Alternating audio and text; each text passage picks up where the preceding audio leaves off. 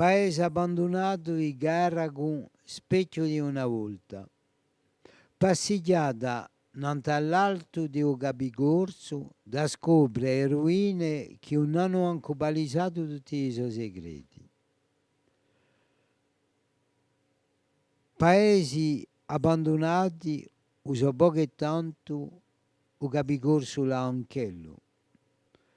Puro se non ci n'era Caragu sopra il logo, ma dopo di mia ella sapeva perché.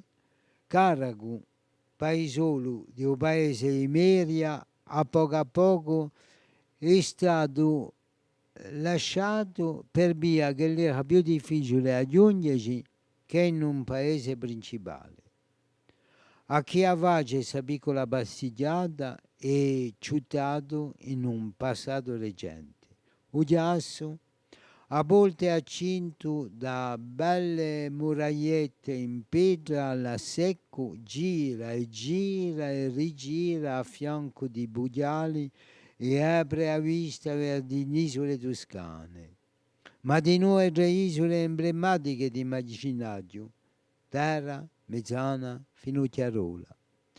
Quello giorno, in primo posto, c'è l'isola di Gorgona, anche di più a nord che Capraia. Ci vuole poco tempo a giungere in Caragu e i resti di esogase che stanno sempre vestiti di vita poco fa, forni, cornicchie pitturate. Dopo un giro in furia, ma avendo caso quantunque che il luogo è travalato, si può giungere a un'agia da far merendella di fronte a un mare. Ma la calma di questi luoghi è un sbaglio, che all'entero del paese dicono che lui sia accaduto un fatto orrendo, una pochi decenni fa. Un figliolo di gente va, ma malfattivo, aveva messo male una serva di casa. Dopo l'aveva ammazzata e strippata all'entero del paese.